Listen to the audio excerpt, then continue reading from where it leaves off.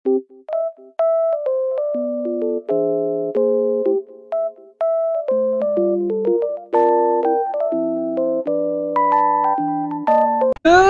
afternoon, vlog!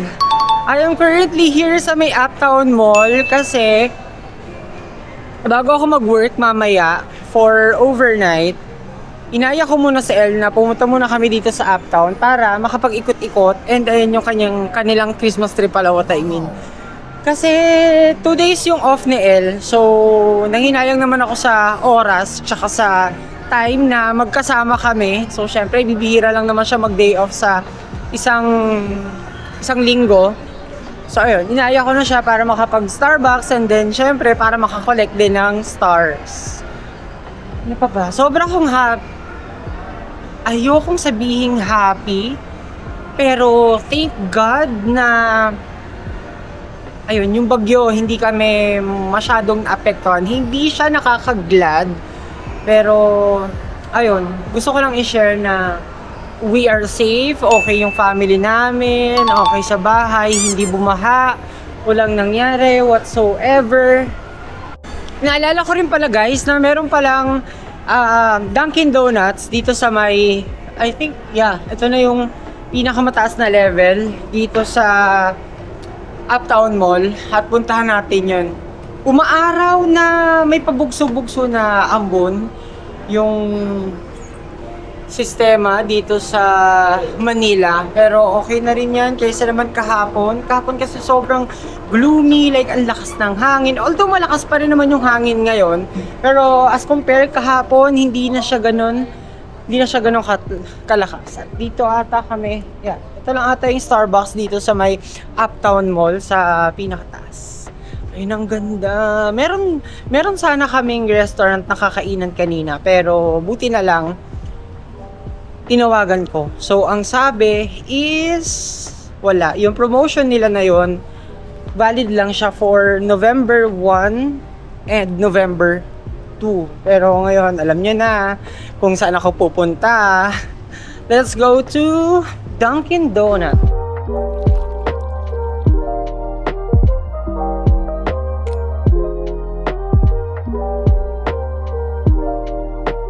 Katang hindi ako madalas dito sa may Uptown, pero may mga mangilan-ngilan akong meeting na ginagawa dito sa may BGC, pero dito mismo kasi sa Uptown Mall, bibihira lang akong makapasyal kapag meron lang talagang free time. So naligaw pa nga ako kasi nakalimutan ko kung saan yung Dunkin, pero buti na lang nahanap ko siya.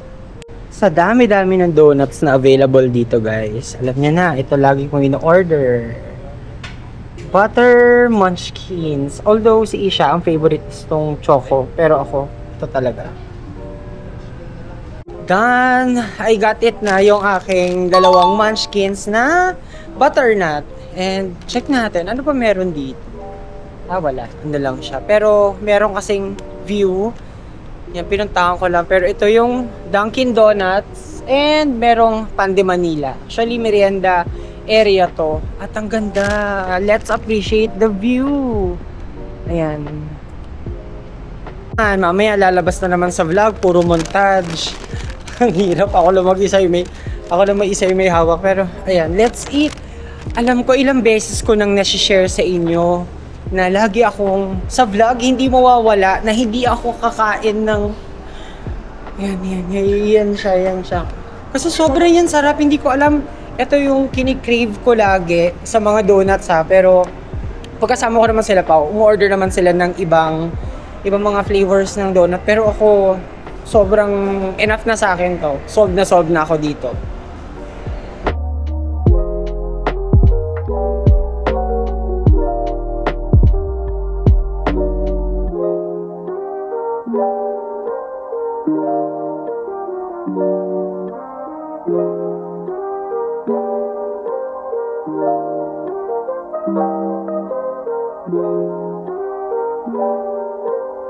Grabe! Ina-appreciate ko siya ngayon. Ang ganda ng view dito.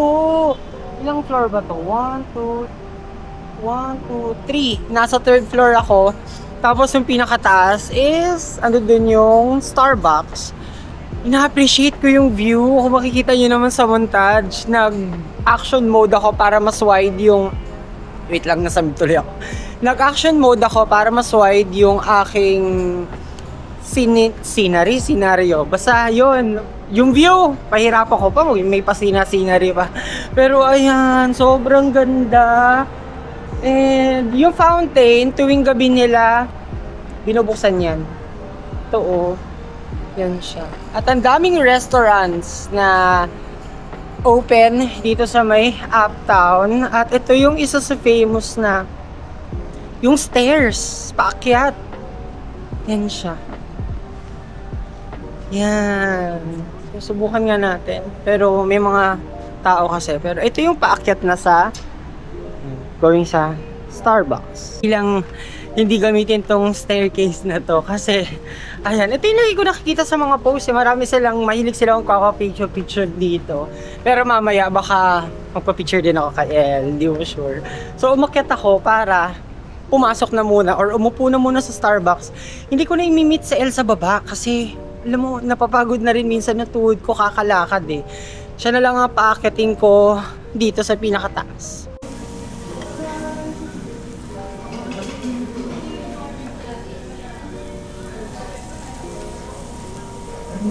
Nagkamali pa nga si Elle ng nababaan kanina.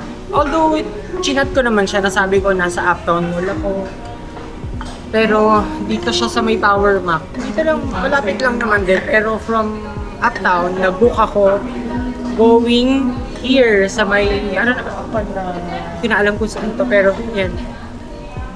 Booking na siya ng tour. Dito kami sa may Romantic Baboy. Tapos ang baba nito is Power Mac. Pupunta kami dito.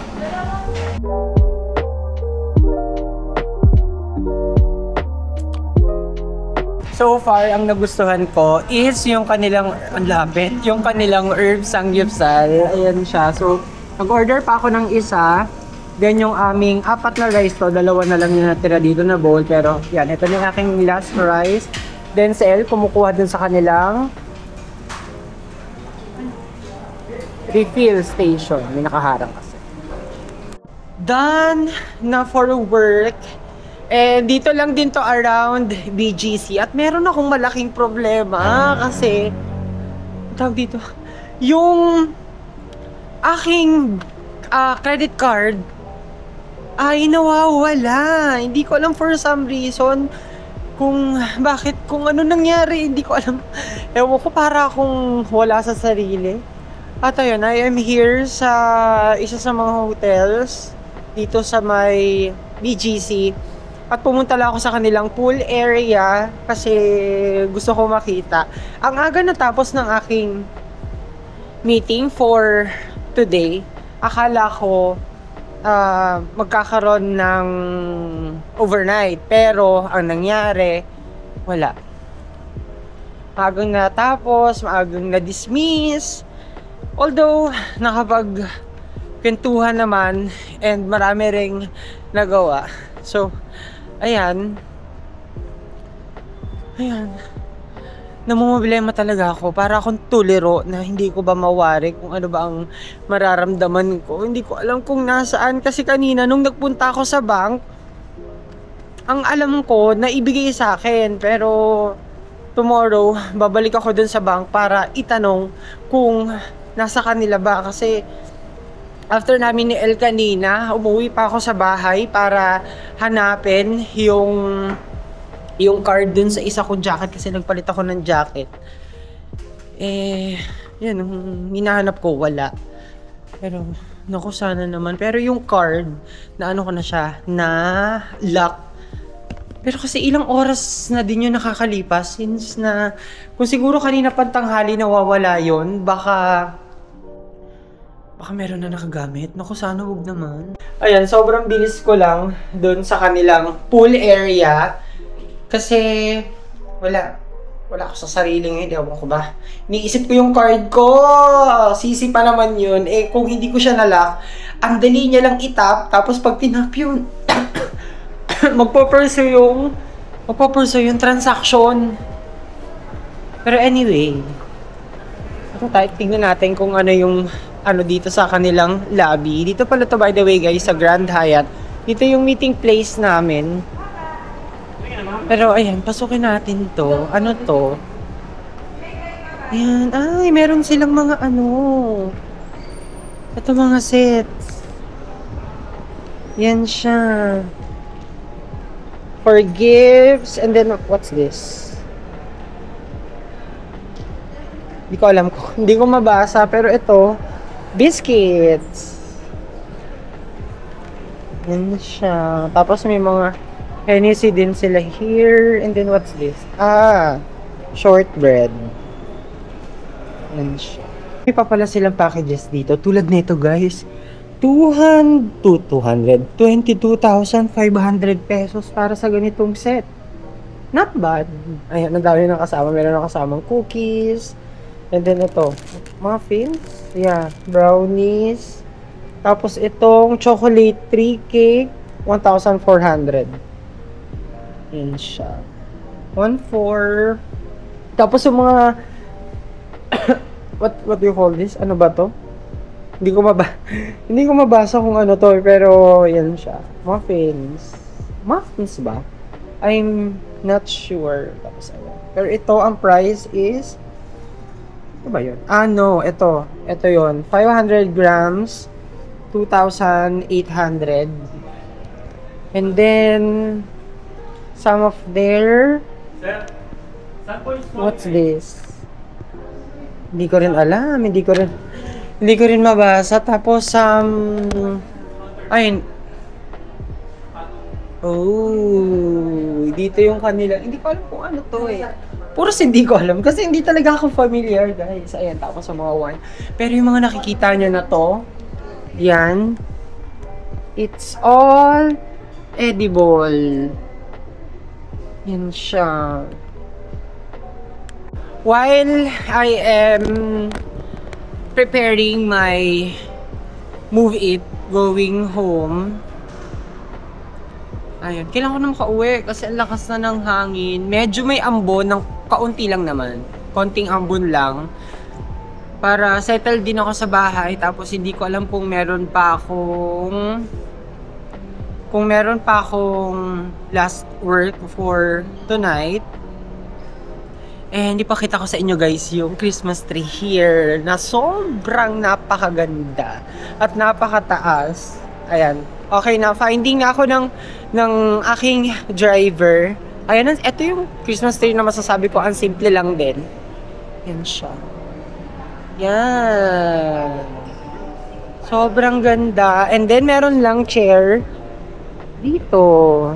Yan. May chair lang here. And then, may mini Christmas tree dito. What's this? Totoo kaya? Baka naman totoo. Totoong pine tree, pero yan. Good morning, guys! Ayan. Naihanap ko ng temporaring matatayuan tong aking camera dito sa yung sa arms net. To. Yan. Ayun, kagigising ko lang, pero meron akong mga meetings na kailangang tapusin or kailangang ma-accomplish for today. And ayun, sobrang saya na naging birthday kagabi ni Kuya Bibi. After ko nga dun sa aking ka-meeting kagabi na maaga rin naman natapos, ayun, umuwi ako ng bahay, then dumiretso ko dito para mag-freshen up, then pumunta na ako dun sa birthday celebration. So, update dun sa aking nawawalang credit card na physical card. Naitawag ko siya. Actually, naitawag ko lang siya kanina, mga around 3 AM kasi nung pag-uwi ko, hindi naman ako masyadong nagpakalaseng kasi nag-control din naman ako kasi nga ewan ko ba, pero pangalawang beses na ginawa ko to na hindi ako nagpakalasing ng todo, like nag-control ako basta kapag nahilo na ako or nararamdaman ko na hindi ko na kaya, ayun, hindi na ako nagpapasobra pa. Pero anyway, tumawag ako kaninang 3 AM sa customer service. Then sabi nila ipapa-lock na nila or ipapablock na nila yung card, and tinanong ko rin kung ano yung last na naging transaction, which is yung pagbili ko nga ng aking phone. Not to brag And then ang fee para makakuha ulit ng bago is I think 400 or 450 pesos. Ay hindi, 400 lang pala to be exact. Ayun, agenda ko for today. Madami. First, kailangan ko muna mag-almusal para meron akong lakas.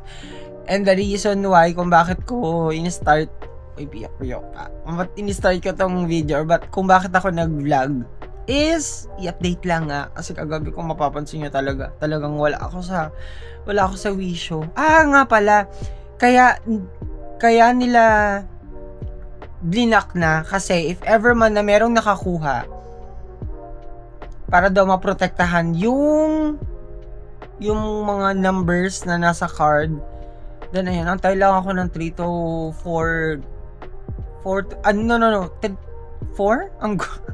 Uy, apakagulo mo. 3 to 5 days. Ayun, sana makuha ko na siya agad para magamit na namin siya this darating na weekend. So, yun lang guys. Thank you so much for watching.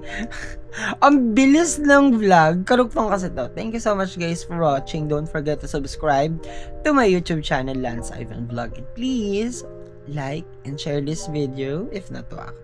So, see you on my next vlog.